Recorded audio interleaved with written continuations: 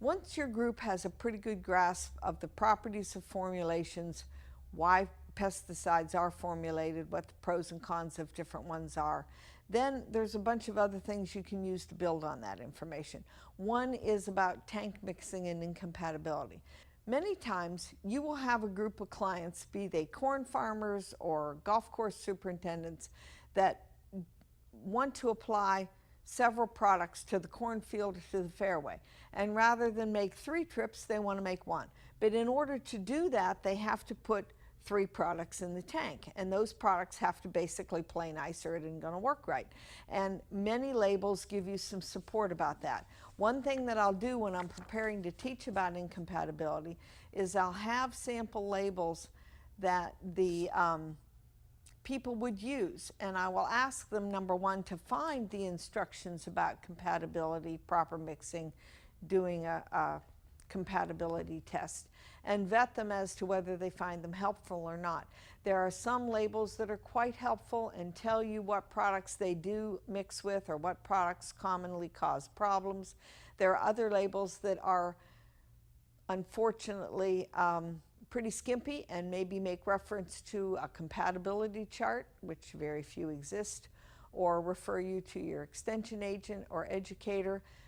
And it's a reach to expect those people to know every single possible combination that every kind of pesticide applicator in their area would use. So back to the point, if they can have their hands-on experience with some labels and find this information, it's real helpful. But it also helps, I think, if you can use these common materials to show what happens when materials aren't compatible. It'll give folks something to hang their hat on when they're trying to do these tank mixes or do these compatibility tests in preparation for making a tank mix. Now here, for example, would be a physical incompatibility. There's plenty of instructions, and you can reference your resource materials from Penn State for this, but a good example that I'm not going to show is oil and water. If you pour corn oil into water, it's not going to mix, it's going to layer. If you put a little dishwashing detergent in there and shake it up, you can kind of keep a mixture somewhat uniform, but the minute you stop shaking or let it stand, it's going to layer back again. So that would be an example of physical incompatibility. Another one would be this. I'm going to take some strong tea, which is a solution, and I'm going to add some lemon juice, which a lot of people do to their tea.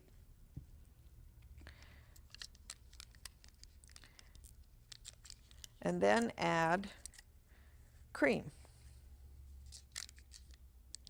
And if you do this, you need cream or whole milk at least. You can't get by with the skinny stuff. Okay. All right.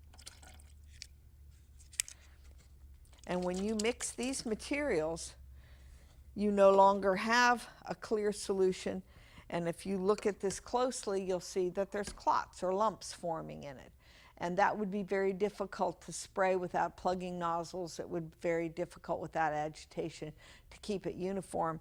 And here's some that I mixed up several hours before, and you can see what's beginning to happen. In your resource materials, you'll find many examples of both physical incompatibility and chemical incompatibility. Here's a cheap, inexpensive way to demonstrate chemical incompatibility and also play on what students have probably learned in biology class if they ever did a starch test. Now, we're going to start with a weak suspension of cornstarch. And you can tell it's a suspension because it's cloudy. And also a weak solution, a true solution of iodine. Now, one would think if you mix cloudy white and clear orange, you're going to get a lighter orange. However, if you put these together, you're going to find that's not the case. And in this case, you've got something purple. And what you have, you don't know. In fact, like I said, this is the positive test for starch, iodine onto starch. But the fact is that as an applicator, you can clearly see you don't have what you started with. You don't necessarily know what you have. Could you spray this? Certainly. Would you want to? I wouldn't, because I don't know what I have, and I don't know if it has the same properties as what I intended to apply. Will it have the same effect? Will it burn up the plant? Will it work at all? Will it affect the insect or disease I'm trying to control? Who knows? So this is an example of formation of a new substance, which is indicative of a chemical change, which tells me I probably don't want to fool with this stuff. Okay, as a suggestion, if I were you, I would use 3 jars rather than pour one into the other. If you use the 3 jars, the third for the combination, you can compare what you started with to what you end up with. Same thing for the precipitate formation and the physical incompatibility.